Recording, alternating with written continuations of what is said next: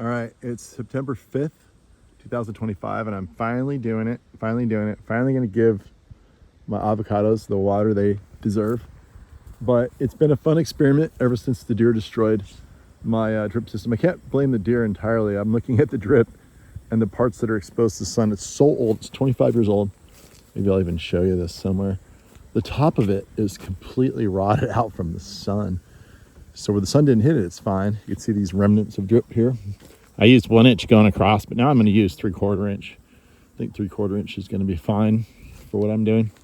A little easier to deal with, and it'll be good enough for the water we're conveying. Better 3/4 than nothing, right? But anyway, one interesting experiment in this whole thing is here we are. You can see the evergreen canopy of the Northern California semi-coastal live oak and bay tree forest that exists here naturally. Bay trees are actually related to avocado trees. Bay trees are like that one right in the middle right there. And they actually make little tiny fruits that look just like little avocados, and they taste like really bitter little avocados. So that's kind of interesting. But what's interesting is you expect to see on the north facing slopes, you'd see that. But here we have quite a bit of vegetation on the south facing slopes as well. It's a little bit of an anomaly this far inland. But you can see there's the dense natural forest on the south facing slope. So the interesting thing about this experiment is that you just wouldn't think avocados could be at all dry farmed. But alas, the deer have proved that they can be. So this is a lamb house here. And I have not done anything, no fertilizer or anything. I mean, yeah, it hasn't really grown. It's finally getting above the deer here, so I should start taking off, especially if I actually water it. This tree's been sitting here at this young age. So you see the caliper there. It's probably about 2 inches down there. At this young age for, I don't know how many years, 5-6 years, no water whatsoever. This is like way too far out of the zone for me to even drag the hose. I drag the hose a little bit for these upper trees, like maybe 2 or 3 times a summer, like I'm doing right now. It's a daily 11. That avocado is amazing. So I give it a little bit more care, and it's really, look how happy it looks. I've watered that maybe like once every month or two during the summer. Good soak. But yeah, without any water at all, they are still producing fruit. And this is not a bad sized fruit. You'd expect the fruit to be really small if you're not putting any moisture on at all. So that's just, and we get pretty much no rain for about 7 months in a row here. Maybe a tiny bit, negligible, a little bit of fog. But look at this one. It's another lamb house. Now the fruit should be bigger, but look at this. Those are still going to be good to eat. Absolutely. Biggest one, maybe like this one here. That's like a small size lamb house typically. And then we have smaller yet, but look how many there are. It's just really intriguing that you can actually dry farm these trees. This tree has got nothing. And look how much fruit it's producing. They might even taste better because they have more of their taste packed into a smaller space. So that could be something.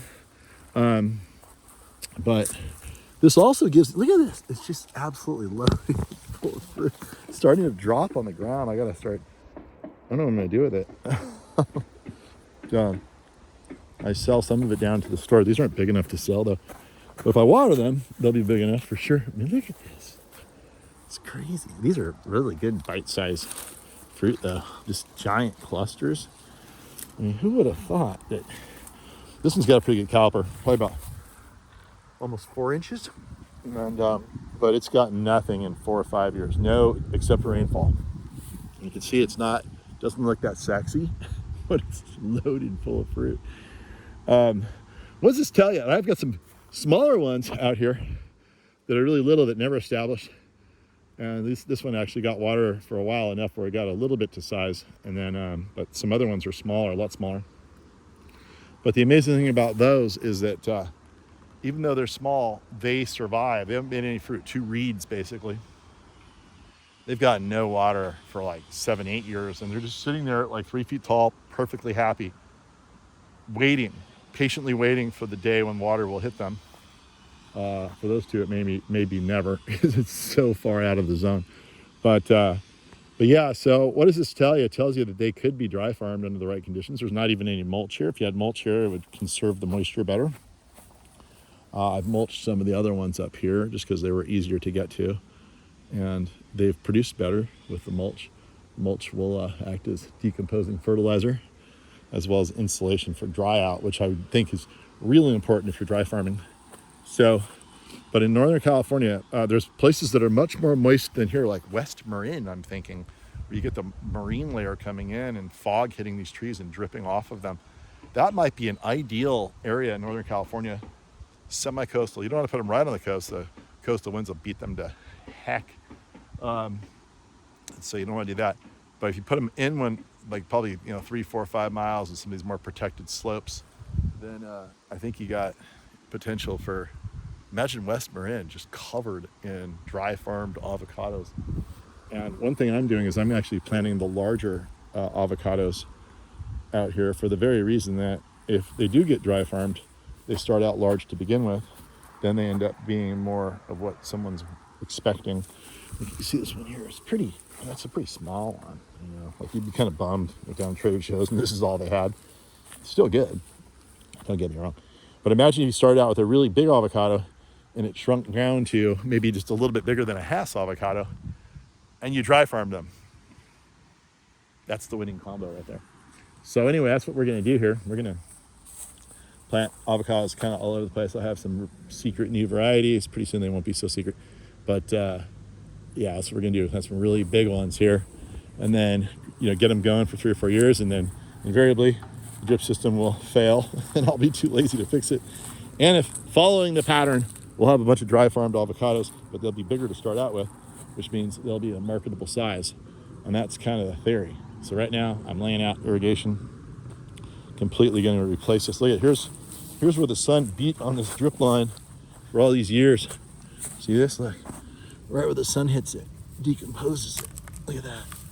And then that's how old I am. You imagine, does my skin look like that? I know it's got a few wrinkles, but it's not that bad. I think I've held up better than this drip line, thankfully. But this is everywhere. So this stuff is junk. We're gonna pull it all out and put in new material.